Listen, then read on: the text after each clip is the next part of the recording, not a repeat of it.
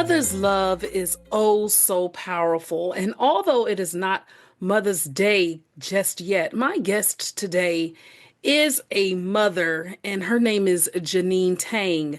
Jeaneen is not only a seasoned speech language pathologist, but she is a devoted mother to her son, whose remarkable journey defied all odds. And Jeaneen's journey is a testament to the strength of belief, early intervention, and the effect of how we connect with others.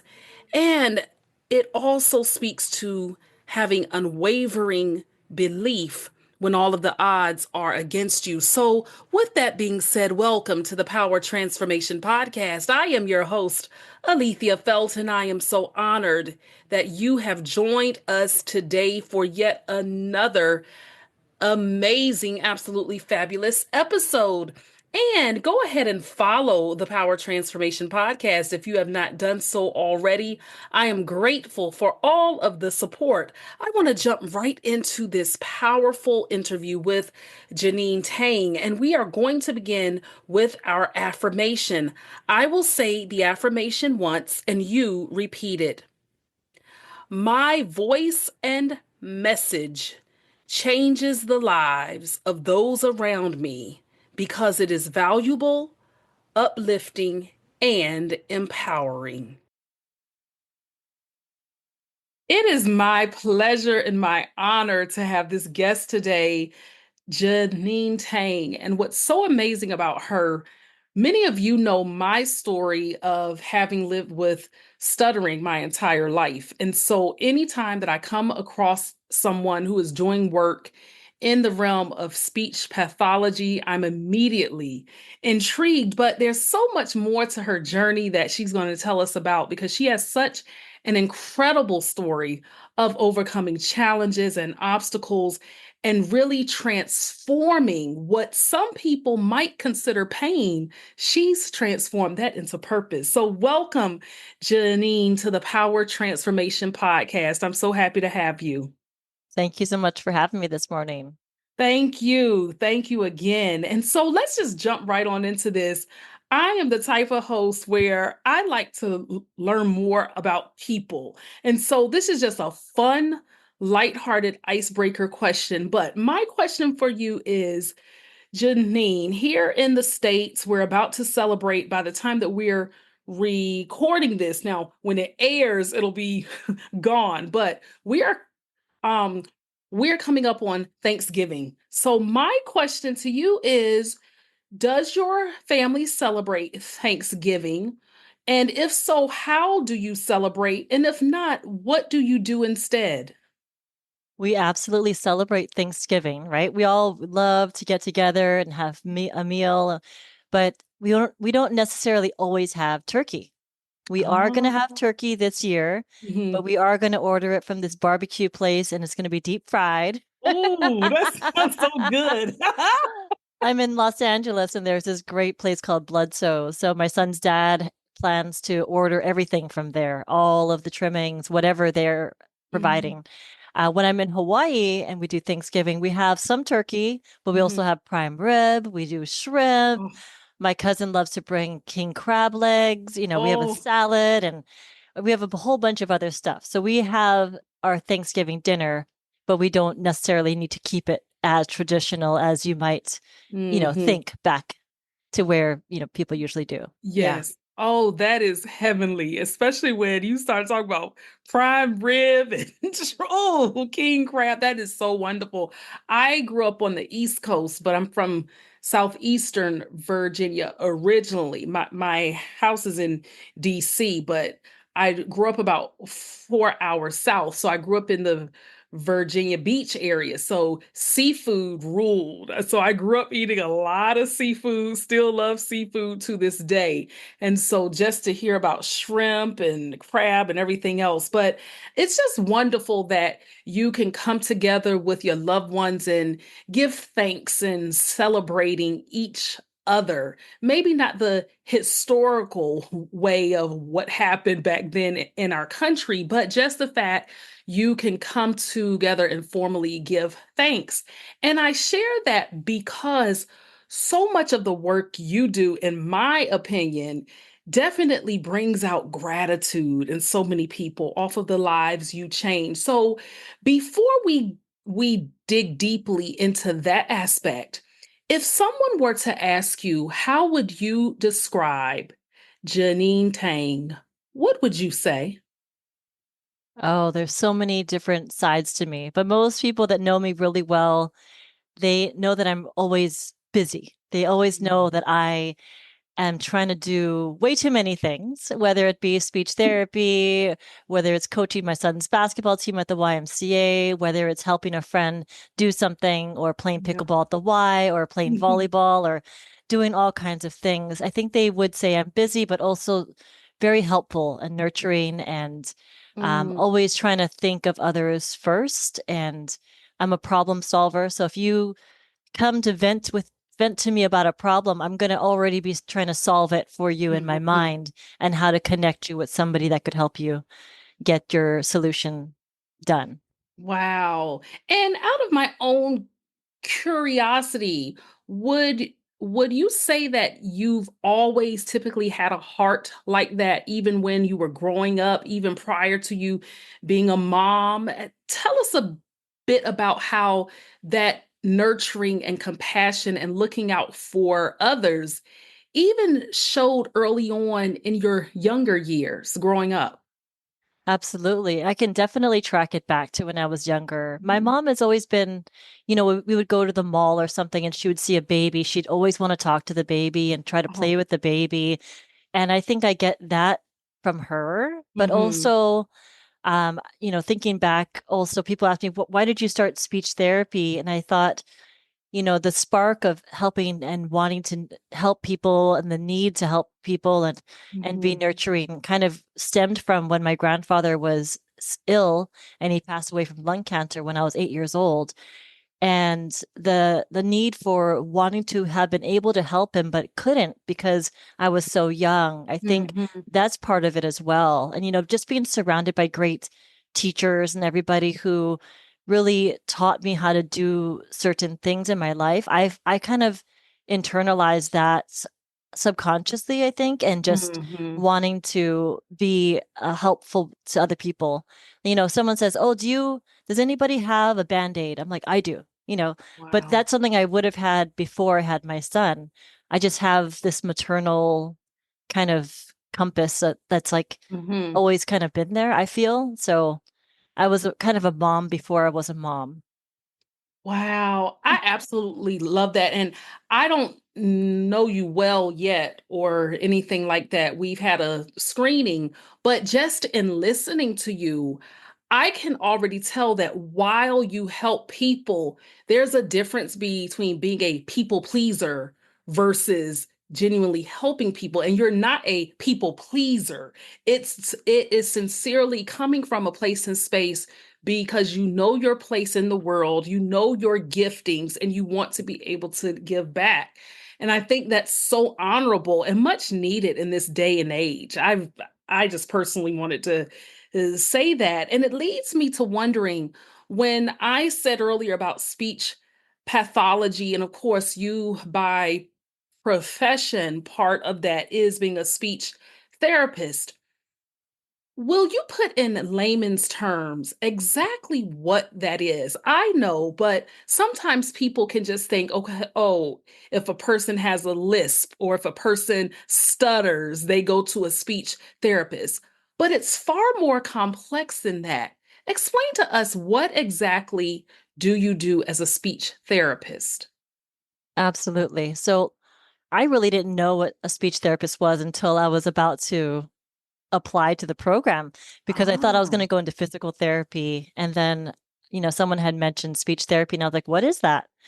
And so I didn't know about speech therapy really until I was about to go into grad school. Mm-hmm. And to break it down in layman's terms, like speech therapy, there's so many different aspects to it.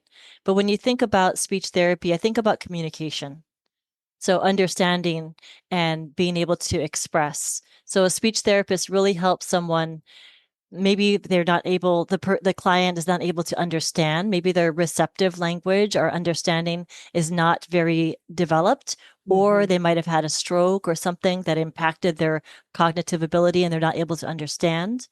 And then the other aspect of speech therapy is expression, right? Whether it's using language to communicate or misarticulations or Hmm. stuttering, something that is impacting their ability to communicate successfully to others. So I think about speech therapy as this huge thing, right? Because there's so many aspects to it. But when you really break it down, if you think about it as communication and the ability, teaching the ability to understand and express, that's really the gist of it all and makes it more, I guess, relatable and understandable to most people. Indeed. And I must attest to the fact that with my mom having a background in it, she saw early on my uh speech impediment. And so therefore when I think my kindergarten teacher noticed it first. So when it was brought up for me to go into speech, I didn't have parents who gave pushback. And so also I want to make it clear to the audience that not all speech therapists work in schools. There are also private firms as well. And I didn't ask you this in our screening, but it's my understanding you don't necessarily work for a school system per se, right? You're independent contractor, so to speak, or am Yeah, I incorrect? right now I don't work in the school system per se. Uh-huh. I worked when I first started doing speech therapy, I worked in the school system in Hawaii in the Department of Education there for four Oh, years. And okay. then when I moved to Los Angeles, I was contracted to the Department of Education here, the Los Angeles Unified School District, which Oh, is got it. gigantic. It I just worked sure is. here. It's huge. It's huge. I worked in the school district for 4 years, and then I kind of switched over to early intervention, which is typically 0 to 3 years old. And I still Hmm. have some private clients that I do that are a little bit more old, like older school age, so second Hmm. grade, fifth grade, and high school. But I also work with adults. So speech therapy can go from birth all the way to geriatrics, right? That's So right. I really like all populations, and I didn't want to also lose the skill set to work with adults. Hmm. So I work 2 days a week in the hospital with adults, and that could be also understanding and expression of speech. It could also be swallowing, what we call dysphagia, the Hmm. difficulty with swallowing, which could happen after a stroke. It could happen from something else, like they might have multiple sclerosis, they might have Yes. Parkinson's, they might have dementia and forget what they're doing and kind of lose that attention to eating. So there's a whole gamut of things you could work, areas you could work in for speech therapy. Hmm. And the schools is just one of them.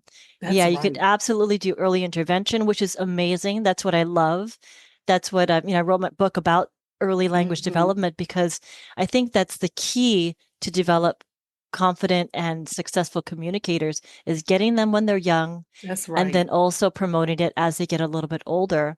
So yeah, you could, when I talk to students that are going to be speech therapists, I say there are so many different places you could work. The school is one, a private clinic is one. You could be an independent contractor and do your own thing. Hmm. You could own your own business. You could work in the hospitals. You could work in an acute rehab setting. There's just so many places, and you'll never be without a job because That's right. You are there's such a absolutely shortage. that is correct. And so even with me prior to doing full-time entrepreneurship with the speaking and coaching and podcasting, I was a public school educator for 20 years. So I know exactly how the systems work from teaching, from school leadership into HR.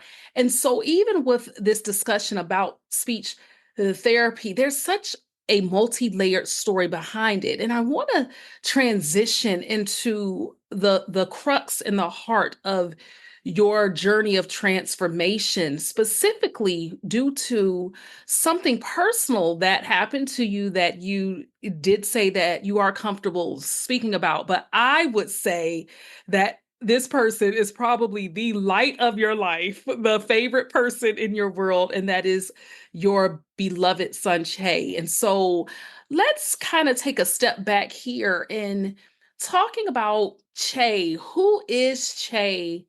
And how did your life change for the better when you became Che's mom?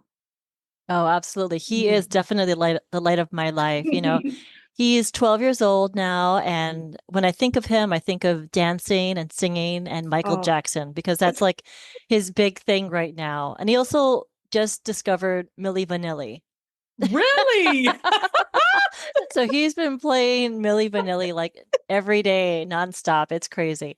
But he loves sports. So he loves basketball and he used to do Taekwondo. He used to do Cub Scouts. There's Mm. all these different things about him. And he's 5'3" now and I'm 5'4". And before my next birthday, he will be taller than me. Yes, he will. But he's he's such an amazing child with the biggest heart and he's so empathetic and going back, Hmm. if I could go back, I've been a speech therapist for 23 years now. Hmm. And when I was a young speech therapist, I loved working with children with special needs. I loved working with Hmm. them and I appreciated them. I knew how much work it took to just teach them. And I thought, well, I'm glad I'm not a parent of a child with special Wow. needs because I just knew it would be so much work to be one, right? And Mm. then fast forward to 2012, my son was born, Che, and he's amazing. Hmm. And 2013, when he was 13 months old, unfortunately, he had a fall from our bed and he hit his head just the right way and had a large brain bleed. He had a traumatic brain injury and it required an emergency craniotomy. So they had to open up his skull to My stop the goodness. bleeding. Mm. Then they had to, close it all back up. And a few days later, the swelling caused a stroke, which Mm. a stroke is like a loss of blood flow to an area of the brain. And that happened on the same side as his bleed. So it happened on the left side, which is our language center. And the left side of our brain controls the right side of our body. So he could not use the right side of his body. It was paralyzed per se, right? Mm. So they thought he might never walk or talk because he was 13 months old. This was a huge injury. Hmm. And, he proved everybody wrong. He is very verbal. He might not be on par with children his age, but he's in a regular education setting. Wow. He is, he gets resource special Yes. education and everything Hmm. like that. He still has to get speech therapy, occupational therapy, physical therapy, adaptive PE, all these therapies, right? And then he developed seizures a few years ago. So there's all these things stacked up against him, but he's doing Hmm. amazingly. Um, he tried out for the school basketball team yesterday and although, he's definitely not at that level where other kids are, he still wanted to Hmm. try. And Of I love course. that. I love that resilience about him. Hmm. And, everybody was cheering him on, which was I said, how does that feel when they were cheering you on? He's like, that was great.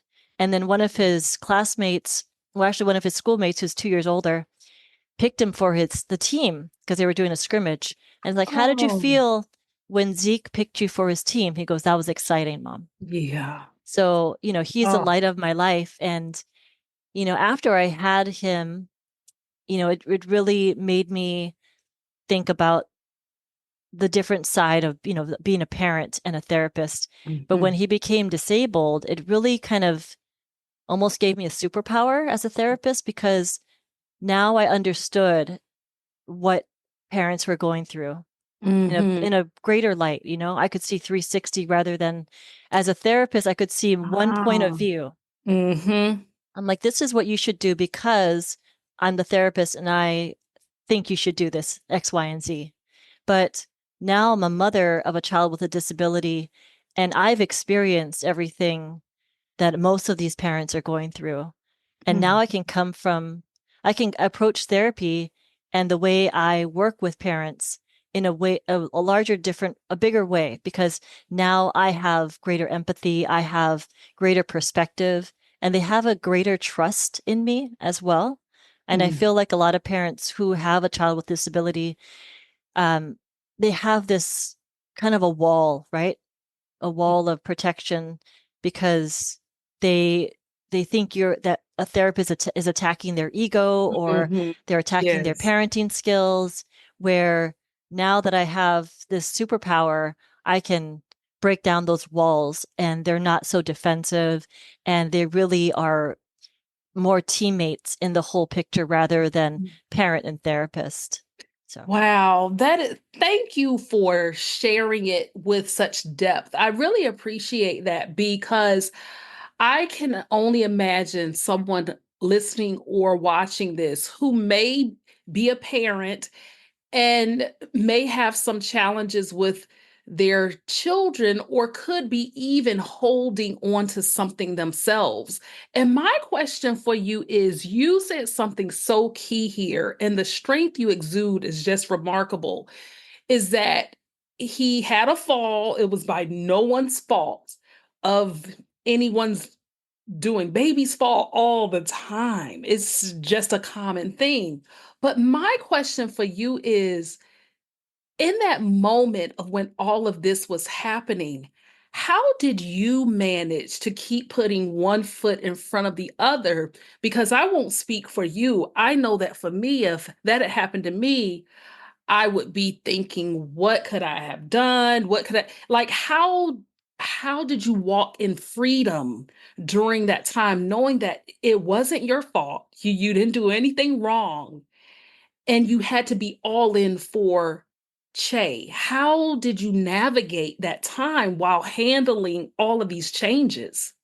oh yeah, that was probably the most difficult, point in my life Mm, because even though I knew I wasn't at fault, yeah. people on the outside, they obviously were like, "Well, you must have done something. You must have You did that, always this or have a that." critic. Yeah. So it was a Wow. very dark point in my life as far as like this outside criticism that was going Mhm. on. But I think the way that I got through it was focusing on Che, That's right. because you need to focus on what's really important in that moment. And it was my son. And Mhm. how are we going to get him better? Because we can't take that accident away, but we have to move forward with what we have and do the best with what we have. And Mhm. so, you know, not thinking about myself, but thinking about him really got me through that moment. And it continues to get me through that moment because there's always going to be a little bit of guilt, like, oh, Mm. what if I had, been watching him better? Or what if I had done this or that? But, he's the most resilient person I know, and he's the bravest Mhm. person I know that like, if he can keep going forward, I have to be able to as well. That's right. And you've answered in terms of what's giving you that strength, determination to keep moving forward. And I love the fact that it sounds to me, without even knowing Che, is that despite what people might see as this condition, he seems to have a heart of gold. And the outlook that he has on life, in my perspective, is purer than a lot of able bodied people. And so, I'm thinking about the fact that you were already a speech pathologist for many years leading up to this. And so, how did even your background in speech pathology influence the way that you approach Che's recovery and development? Yeah, absolutely. I'm very glad that I was a speech therapist beforehand Hmm. because I knew what kind of services he was going to need, right? And how to get that in place. Hmm. And, that because he was 13 months old, he was in that early intervention range, right? So 0 to 3 years old. And so Hmm. I knew I was already working in early intervention at the time. And so I was able to put the dots together and be like, I need to contact this organization in order to get all the evaluations in place so that when we went home, the therapies could start right away. Because we lived in the hospital for 3 months. Between Oh, I see. 2013 to Okay. 2014, we spent Hmm. Thanksgiving and Christmas and New Year's in the hospital. Hmm. And so he was getting the services there. And as soon as we got home, we had the rest of the services in place. So that was really critical. And I think if I wasn't a speech therapist working in early intervention, especially Hmm. if I was just a regular, normal parent, I might have been too overwhelmed, or I might have not even had the awareness of what would be available to my Hmm. son. In particular, although you knew what interventions needed to be done, is there anything that you could think of that's really been transformative for him over the years in his language development? I think his love for music has been really Oh, helpful. okay. He loves music. And when I do therapy, I do a lot of nursery rhymes, and I'll put, different sentences and words to different nursery rhymes. I'll kind of mix them up Hmm. because the music center of our brain is on the right side of our brain and the language is on the left side of the brain. So it kind of melds those together. And he's learned, through rhythm and music and words, he's able to learn how to dance. He's learned how to sing. He has very good rhythm for some reason, very good Hmm. rhythm. And it also, because he loves to sing and he loves watching music videos, he will watch the music videos with the words, the subtitles on them. Oh, yes. So Okay. it really helped him with his reading as well, Hmm. because now he's so motivated by the song, he's motivated by the words that he wants to read the words. And we saw a huge jump in his literacy when he started watching music videos with words on it. It was kind of in the middle of third grade where he was like, his literacy level was going up and up and up, and now, Hmm. he's not reading at grade level because he's sixth grade, but he loves reading. He reads every night with me, whether Hmm. it's him reading or I'm reading. Every night without fail, we read a book. And that makes a difference. It That makes a does. world of difference. And so I just appreciate how involved you are as a parent. I have very active parents too, and that's helped a lot. And so you are showing how early interaction can shape a child's development. And so in this case, Jeaneen, and thinking about although you had the background prior to you being a mom, how has being a mother who is giving your child that care and what they need for their language development specifically, how has that changed or even maybe refined your approach to how you help parents and clients? Absolutely. I definitely stress more often now that parents learn how to interact and play and get down to their child's level. And I had one mom who I was working with her daughter on speech therapy, because her daughter was already 2 years old and not really Mhm. talking. And once we started working together and I started giving them strategies, she was very forthcoming and was like, I didn't know I had to interact with her that much because as a Mm. parent, they wanted to make sure the child was warm, right? And Oh. not wet, and that make sure the child was fed and not crying or uncomfortable.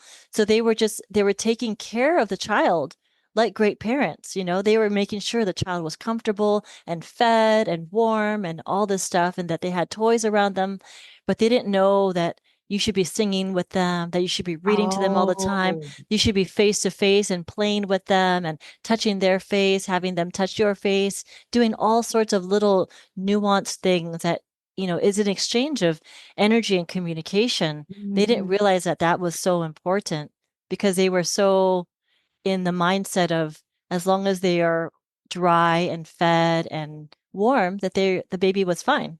Mhm. That's so eye-opening what you say because a person like me coming from a background of having interactive parents and things of that nature. I don't have children of my own.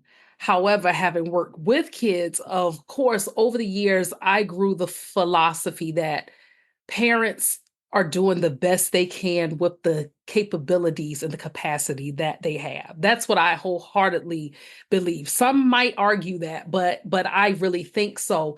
And so I think that it is quite a blessing that they have someone like you who can give them more tips and strategies, and that you make parents feel comfortable enough to say, hey, I didn't know that I was supposed to do this. But knowledge certainly is power, because once they do know it, then they can change. But what I find amazing about your story is that you decided to take what you knew to an even higher level, and just not keeping everything you knew for your clients, but you actually decided to write a book so that the world could know more strategies and tips. So take us on that journey of you raising your child, having your own personal life, being active with all this.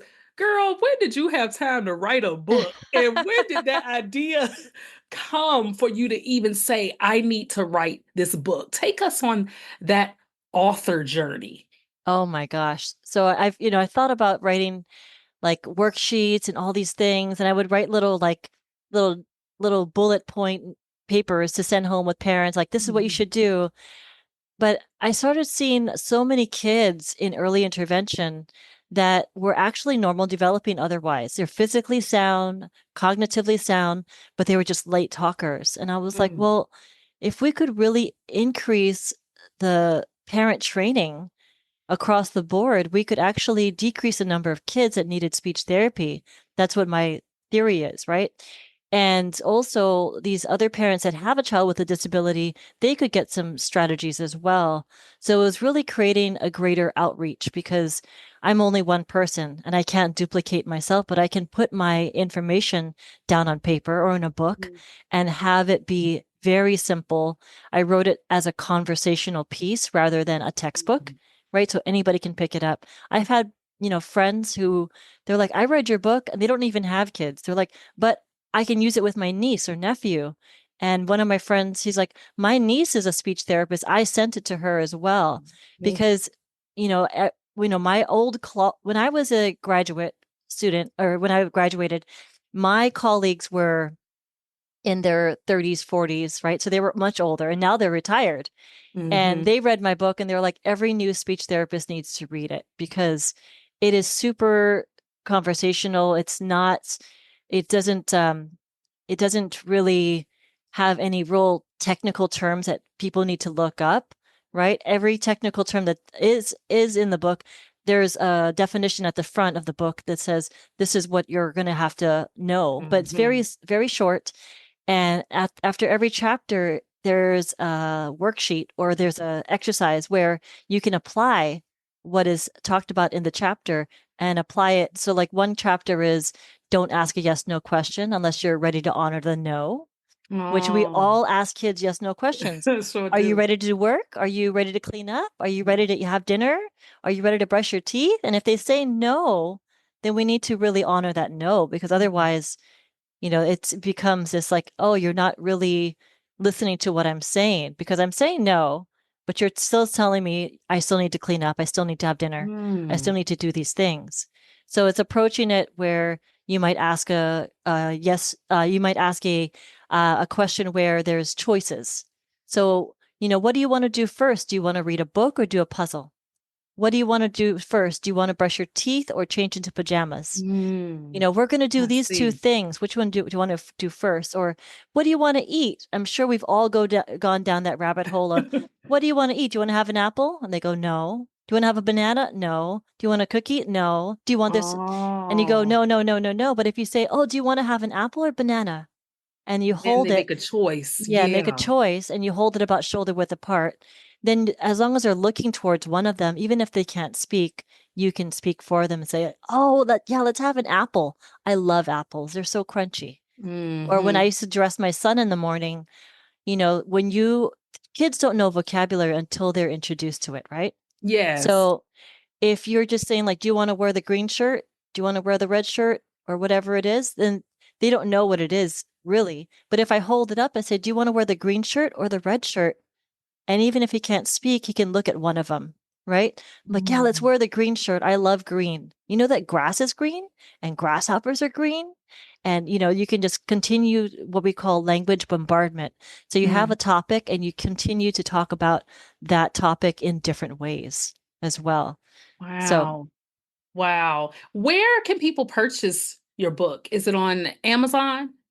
it is on Amazon. It's Mhm. where you can, it's on every online bookseller. Oh, okay. Oh, great. Yeah. Oh, wonderful. Okay. So I'll be sure to put that in the show notes.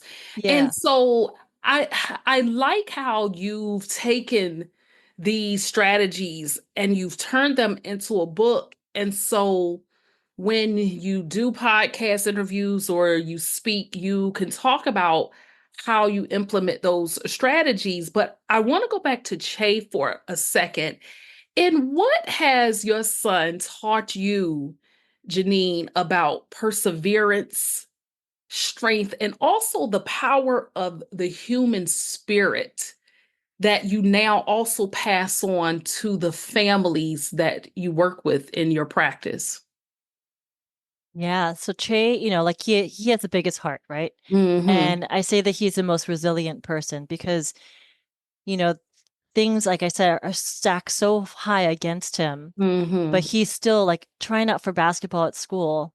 I was like, "Are you sure? These kids are 12 to 14 years old. They're very fast." And he goes, "I want to do it, Mom." So it kind of gives me that courage to try things that I think are maybe too difficult or, that I think I might not be good at. He's like, "Well, I want to try it. And let me, I can still do it."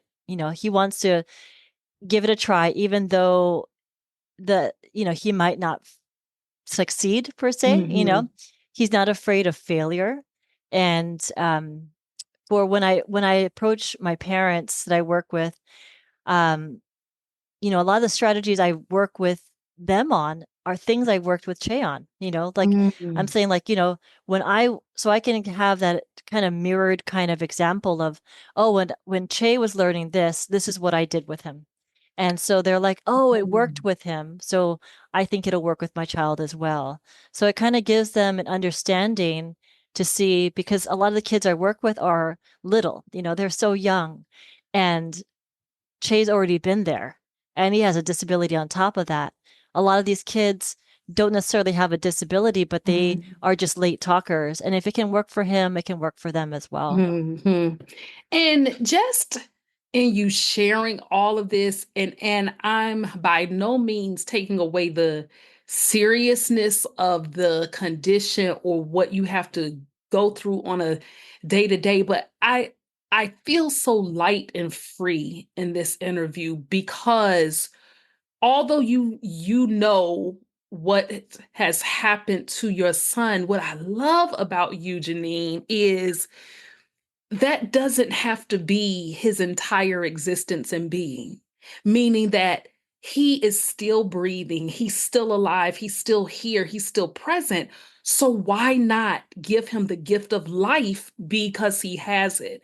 And I'm just saying, I think that sometimes people can see their conditions. And I'm not saying you don't have your private times when it can feel heavy. That's not what I'm saying. But what I'm saying is, you've literally taken this concept of taking what a person might view as lemons, and you've not only made lemonade, but you've made lemon cake and lemon iced tea and lemon popsicles. I mean, everything that you can imagine from it. And I just had this aha moment that while we don't know the what ifs, it's almost like, wow, if this accident hadn't happened, then Jeaneen might not have written the book. She might not have been able to affect people. So it's just so amazing how blessings can come. But then, more importantly, Che has friends and people that like him, and he is creating a life for himself. And so that leads me to ask, what words of wisdom would you give to a parent that may be having a child that has a physical or a learning disability, particularly, and they may feel overwhelmed at times, but yet they know they want to be all in for their child? What would you say to them so that they can just keep going another day to put one foot in front of the other? Oh yeah. There are days where you're just like, oh, this is very overwhelming. Mhm. But I think when you think about when I think about my child, Che, I always look at what his strengths are, what his little superpower is, right? He might be behind academically, he might not be on par with other kids, but he has his own little superpower that nobody Mhm. else has, right? He has his ability to be empathetic, to love music, to dance, have, to be able to do his Michael Jackson moves. And for every parent who has a child with a disability or even not a disability, they need to find the gems within that child and let those gems shine because they're Mm. so important to find the strengths in kids rather than to look at what the kid needs to improve on per se, right? There's Mhm. always going to be something to improve on, Of whether course. it's in ourselves or our children. But when we think about what our strengths are and how we can promote those and develop those, I think that's what's really important. And so to just get from today to tomorrow, it's like, what are you grateful for? Coming Mm. up on our Thanksgiving here, which is, it's going to be past by the time this is out, but Mhm. thinking about what you're grateful for, I think is way more important than to be critical about what you need to improve on. That's right. That is so true. And in going back to the idea of giving thanks and looking at the strengths as opposed to what could be considered deficits and actually turning them into something positive, share briefly with us the power of community and a support system. How has that helped you over the years in raising Che? Oh yeah, it takes a tribe, right, to raise a Hmm. child, That's right. and it does. And I moved here from Hawaii, so my immediate family, they're all in Hawaii or Northern California, but not in Los Angeles. Hundreds of miles away. Hundreds, Yeah. yes, yes, Hundreds of miles many, away. many It's far. across an Yeah. ocean. And Uh-huh. Yeah.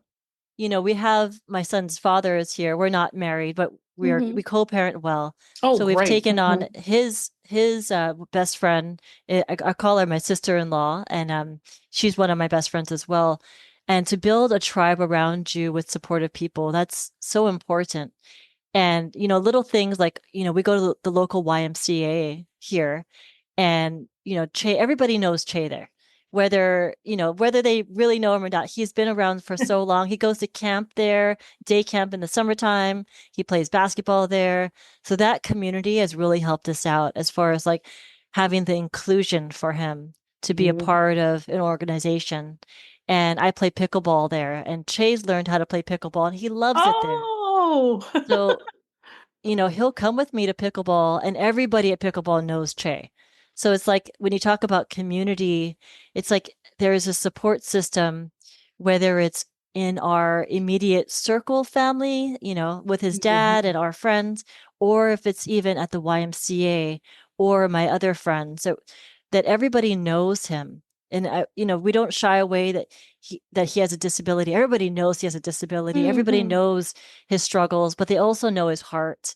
And even though sometimes it might feel like there's so much, it's overwhelming.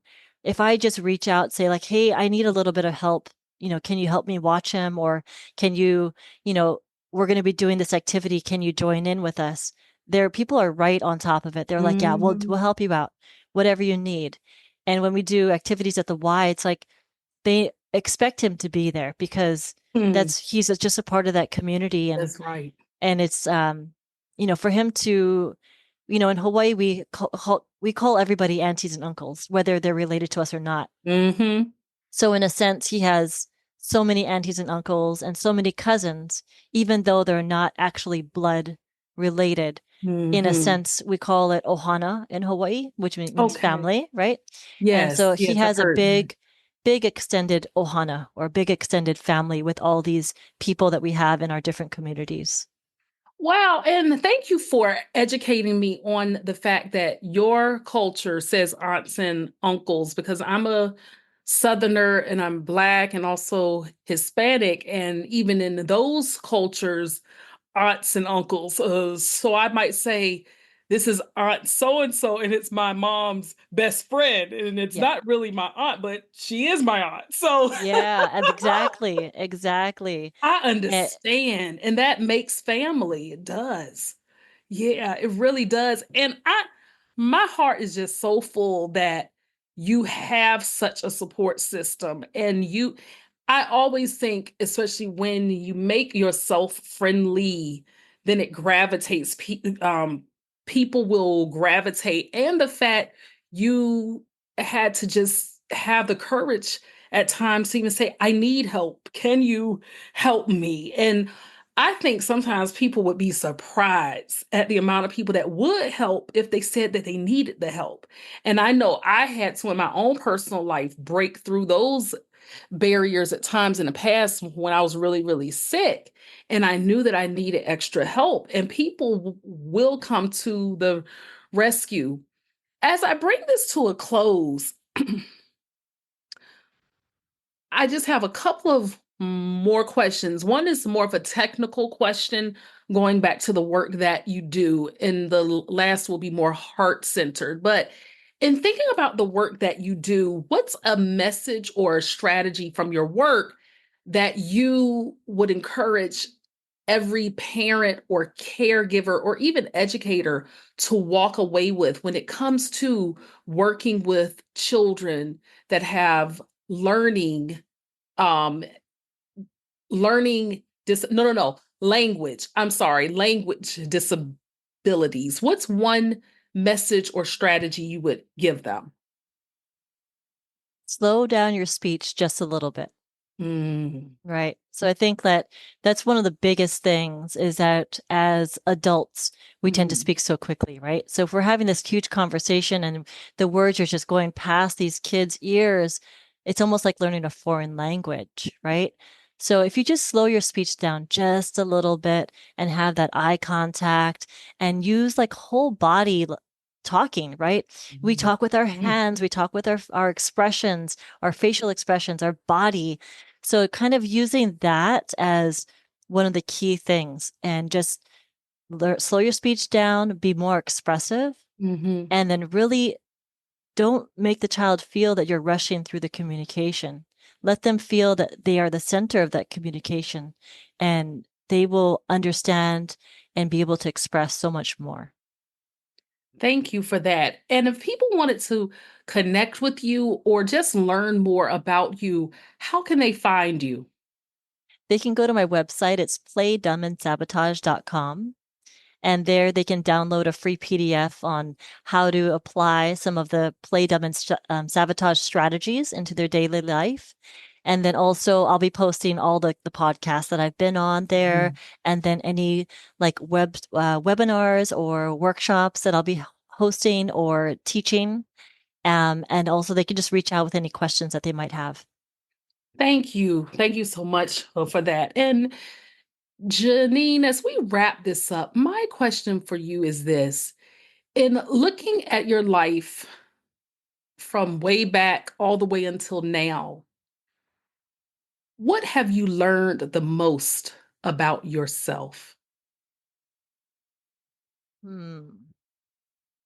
I would say that I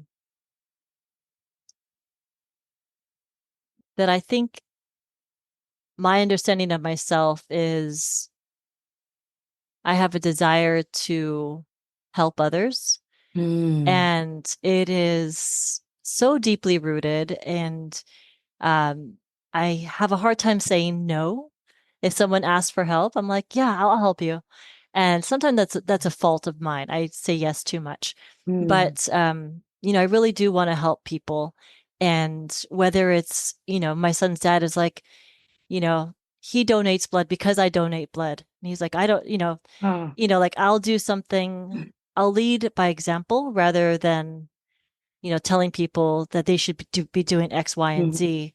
I try to lead by example. So whether it's donating blood or volunteering my time someplace or, like I'm coaching basketball for my son's team, volunteering. Uh, Yes. yeah, Mhm, volunteering. There's a lot of things that are going on, but I feel like um, that if we can do something, we should do something to help somebody, we mhm. should. Hmm. And I did say that was the last question, but this came to me, and I'm gonna say something lighthearted, but you probably have a superwoman cape under your clothes somewhere because of everything that you do. Because I forgot to bring up the fact that you're the coach for the basketball team, and I'm like, what? That's so. I love it. I absolutely love that. But my last question is,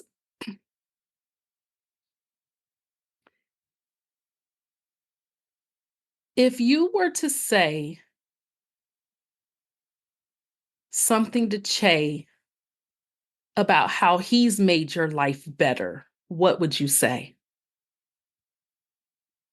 Oh, I probably tell it to him all the time. Yeah. Um, I tell him that, you're the best person I know, Mm, and I, you make me want to be a better person every day. mm.